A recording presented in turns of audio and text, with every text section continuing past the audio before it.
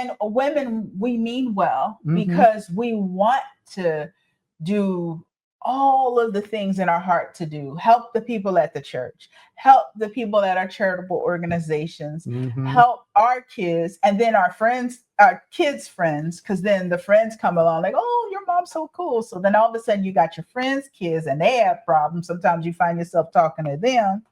Yes. And and you're doing all of these things and you're just putting out. And there's nothing wrong with putting out as long as you're putting in more. Yeah. And that is the key. It's that self-care. It is women, resting in their femininity. But let me tell you, that's not easy. There's a process. There's a process. And the first step in that process is really, this is the core insight, is giving yourself permission to stop doing what you were doing. Yeah. Stop doing everything. Just stop.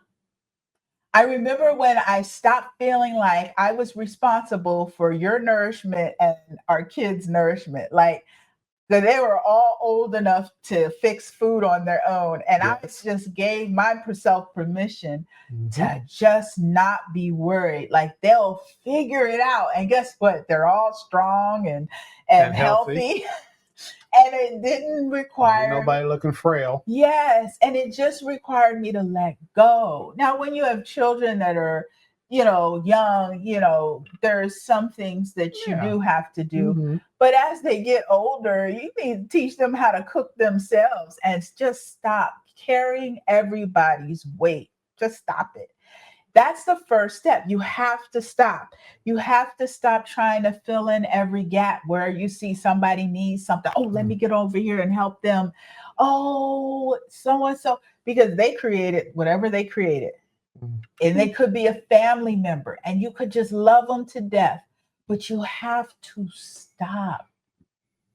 That's the first part of this whole process, is to just stop. You have to stop.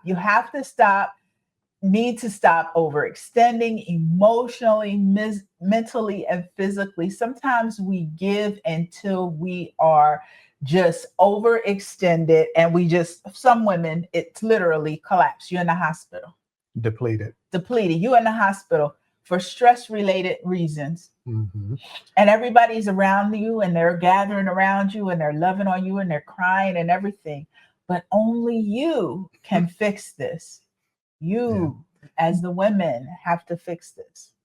I think there's some kind of, well, number one, I know there's a social aspect to this. Okay. The social norms have evolved over the years, over the decades, to where it's like a badge of honor.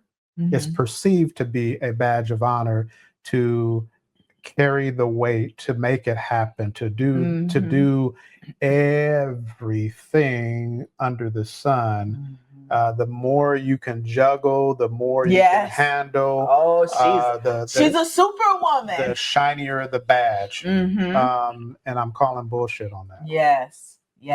Because depletion for anyone does not lead to success of anything. No, and that's true for the men too, right? Absolutely. That's why I say for anyone. We're not just talking about women, although we are addressing the aspect of femininity, and hence that word comes from female, or vice versa. But that is what we're addressing today. Yeah. And so when you stop doing those things and a shift gets created, and it could be stopping on the men's part or the women's part. Today we're speaking specifically to the women. We are a couple. Well, we are a couple. Yep. So when we stop overextending ourselves, let's talk about the first shift, which is the feminine shift.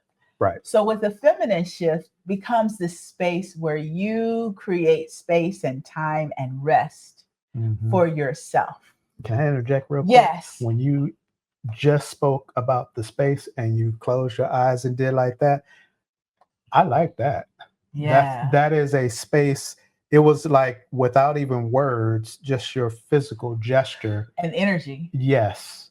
It's a welcoming space. Yes. It feels good, doesn't it? Yes, it does. Yes. So that's when you slow down and you rest in your femininity and you calm yourself. You calm your mind, you calm your emotions. Just, man, when you just take some moments to breathe, like deep breathing. Yeah. That's a space I like to step into. Yes. I'm on standby. I'm waiting. Yeah.